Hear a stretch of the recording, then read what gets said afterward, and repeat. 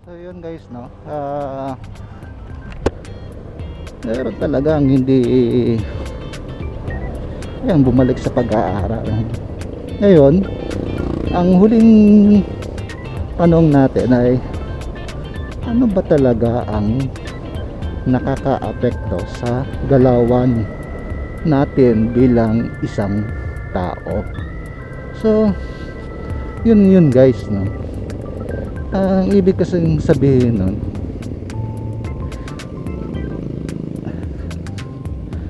kahit may diskarte ka o nag-aaral ka, meron talagang nagdidikta sa buhay mo, no, na paano ka gumalaw. So meron talaga guys, at ito ay yung mga magulang natin, no?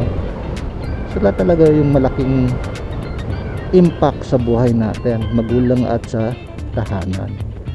Kaya ano yung magiging takbo ng buhay natin, nasa kanila talaga, no? Kung ano yung mga pinapakita nila sa atin, pinaparamdam, ganun yung magiging takbo ng ating buhay, no? So nasa magulang talaga guys kung bakit ka pumili ng diskarte at pag-aaral. Ngayon sasabihin mo, hindi, ako yung nag-isip noon, ako yung nagdesisyon noon kung bakit diskarte yung pinili ko.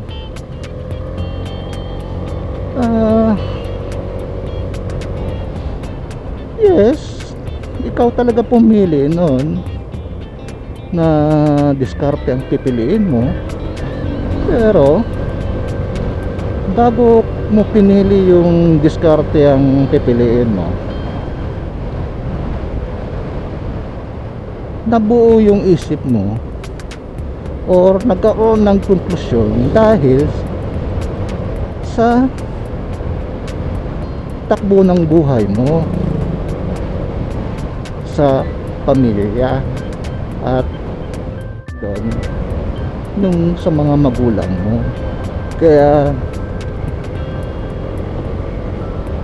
mo pinili yung diskarte. Baka nga ay kinontra mo yung magulang mo. Kahit na kinontra mo yung magulang mo, pero magulang ay protect, may problema na naman yung motor pa.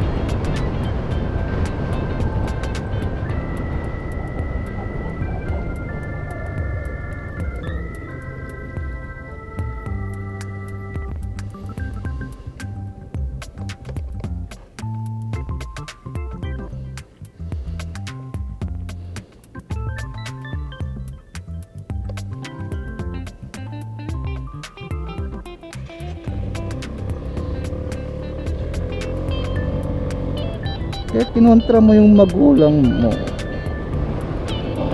sabihin mo, di ako nagdesisyon kasi kinontra ko yung magulang ko.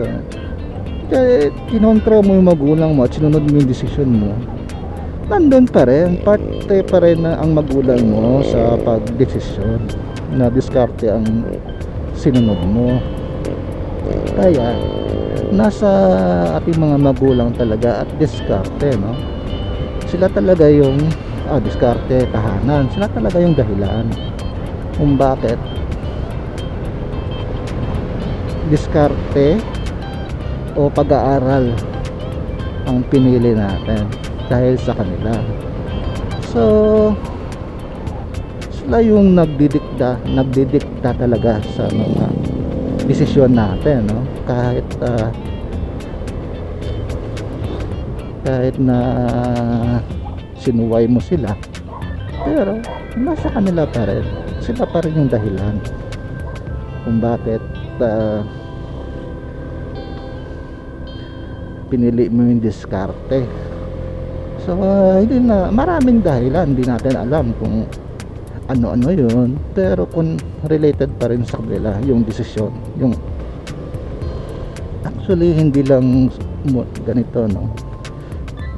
Umpisahan natin mula sa pagkabata. So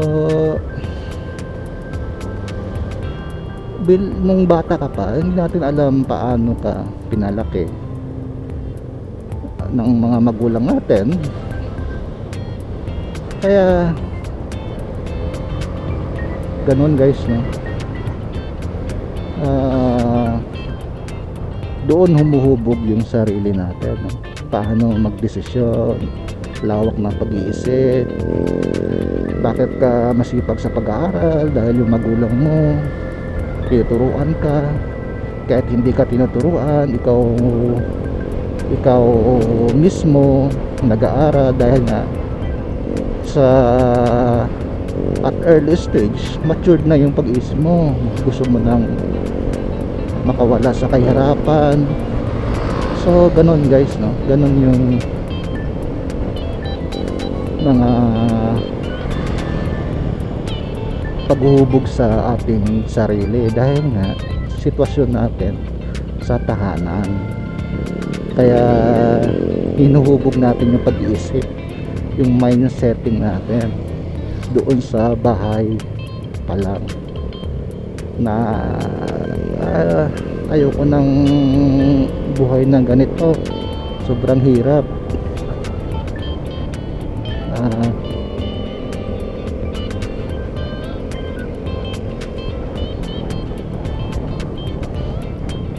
Sobrang hirap, no? Tapos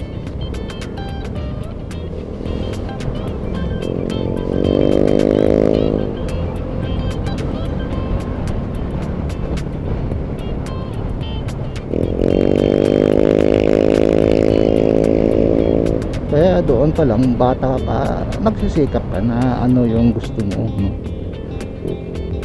Lumalaban ka sa hirap ng buhay, or gusto mo nang sumuko, gusto mo lang na masaya na buhay. So doon nag-uumpisa sa bahay, sa tahanan, no? So tahanan natin, hindi natin alam kung kumpleto ba yung magulang natin, di ba? So yun doon yun yung impact sa buhay natin, kung bakit diskarte, bakit tayo nakakapag-aral, no? So kung balik natin sa main topic natin, ano ba yung or main issue sa social media ngayon, ano ba ang importante, diskarte o pag-aaral? So kayo guys, kung narinig nyo lahat yun, hindi talaga pinipili yan, no? Dumadating sa buhay yun, ano yung kinakailangan natin. So pero hindi yan naghihiwalay, laging magkasama yan, hindi man sa tamang panahon o oras, at magkakasama pa rin yan, magkakaroon ka pa rin yan sa buhay mo. Sabihin mo ngayon, diskarte ang kailangan ko, di ko kailangan pag-aaral sa ngayon yun, pero balang araw mag-aaral ka rin dahil nga gusto mong maramdaman kung ano yung feeling na maging estudyante, di ba guys? So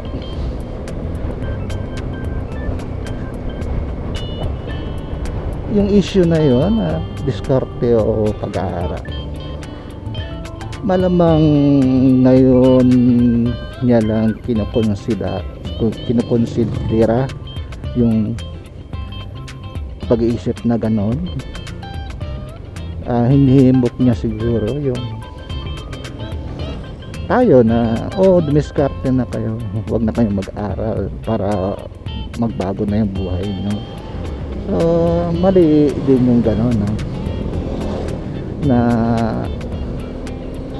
kailangan natin dumiskarte kasi nga hindi parehas yung sitwasyon natin. Baka siya ay